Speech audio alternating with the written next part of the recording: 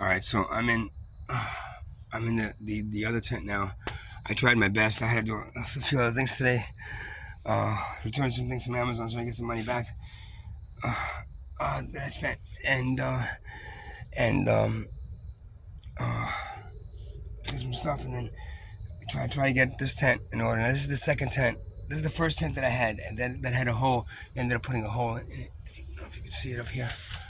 Uh, And so then I ended up building the other tent, which was, I just kept this one kind of storage, but that tent is completely destroyed now. So now I'm back to this tent. Um, as you can see, I didn't get a lot of stuff done today because my back is killing me. The problem with living in a tent with fractured ribs is that you're constantly bending over. You're constantly picking stuff up. You're constantly in this perpetual like slope where your body's kind of like you're stopping it from falling. That means I'm in constant pain now. The TENS machine that I've been using, has been helping me. It's been helping me a lot. It's this machine here. The only problem is now I've been using it so much that the pads are almost completely worn out. As you can see them. They're supposed to look like, I didn't find one that, I only have a few left. They came with extras, but I've been using them. And now like this one is almost done. And once I run out of these pads, which is probably going to be very soon, I have to go out and buy new pads, and the pads cost money that I don't have right now to buy. So if I run out of pads, that means I'm going to be in like agonizing pain until I'm able to afford to buy new pads for these things. And again, the difference between being in a tent and being in a hotel room which is what I've been since the guy broke my ribs, crap fractured my ribs. Sorry, I have to keep putting these things in and setting them up. Is that a hotel room is running water. The hotel room is not sloped. The hotel room is not angled, and the hotel room doesn't have little areas where you have to like kind of bend over and keep yourself bent. Now, when I do this, when I kind of bend over like this, the ribs really hurt. I don't know if today I had to move a lot of stuff, which a lot of like stuff like out of like I had to get this cot over here. And as you can see, the cot that was in the other room, I had to like pull it out of like the whole thing is collapsed in, so I had to like pull it out, and that hurt me a lot, man. And I think I might have like I might have hurt the ribs again because I'm in a lot of pain right now. So that's my life now. Waiting for an apartment that I'm not sure I'm going to take. Living in a tent now until I get my SSD check on the 6th. I think it's the 16th or the 15th this month of November. It's not even this month. It's next month. It's October.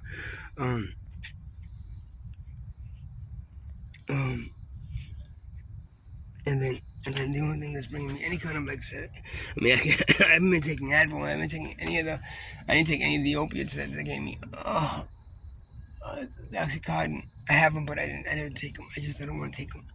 So I've been taking like just the Advil here and there, but even that I don't want to take. I don't want to take like ibuprofen.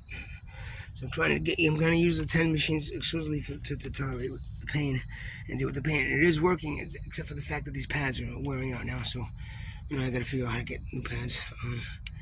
It can't be that expensive for the pads. If this was only $20 for the unit, the pads probably going to be $10, $15. I'm going to have to check on Amazon. I'll see if I can find them for cheap. As cheap as I can find them.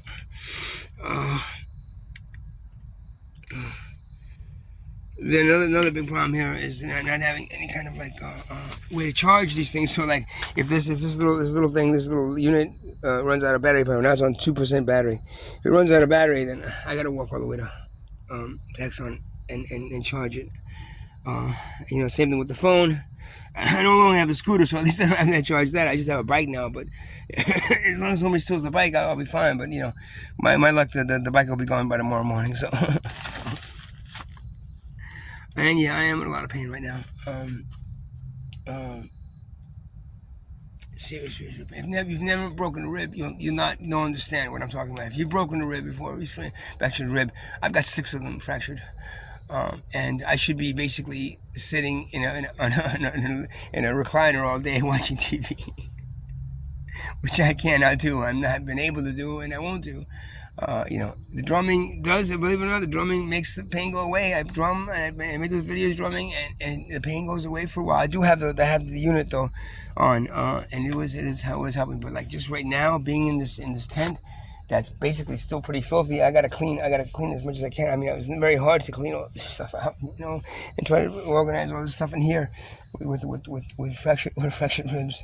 But now I'm doing my best. That's all I can do with my best, right? There's things about this tent, there's, see, now you can't see that. It's not enough light. Oh, another thing too, I started running out. I started getting dark earlier, and I get dark earlier. And then, oh God, where's the flashlights, and where's the batteries, and everything was gone, and they stole a bunch of my flashlights. I had these lanterns that somebody gave me that were really nice. They're all gone. I don't have them anymore. They came in here and stole like all the flashlights that were, and left me a couple of them that I'm using now, and some of them that I was carrying with me. But like, yeah, then you have to find the batteries, and the batteries were like stuck in a, in a drawer, in one of my bags somewhere, digging them out, and it was dark in here, and I was trying to use the phone flashlight, but then the phone is just starting to run out of battery life too. So, oh my God. Like I said, camping out, doing this thing is, when you're feeling okay, is one thing. But when you are you're suffering from especially broken bones or fractured bones, especially the ribs, is intolerable. I am being tortured again. I am being tortured again, and I do nothing to nobody. All I do is speak my mind and say what's right. When anybody doesn't like about what I say, then it's your own judgment that you're projecting on me. I never hurt anybody. Things that I say that I do, and I don't hurt no one with them. Yet I'm been robbed, beaten up. I mean, you name it. That's been happening to me out here. And they went, well, you should just leave here. I was like, yeah, I know, I should leave here, but I'm trapped here. I basically feel like I'm a prisoner of fucking Neptune City and fucking ShopRite right now because I can't go anywhere else. And even if I do end up in Atlantic Highlands in that apartment, I'm gonna be trapped in that apartment the same way. The only thing is that I don't know anybody there. I don't know any, and the police officers there. I don't know anybody there. So then I'm gonna have to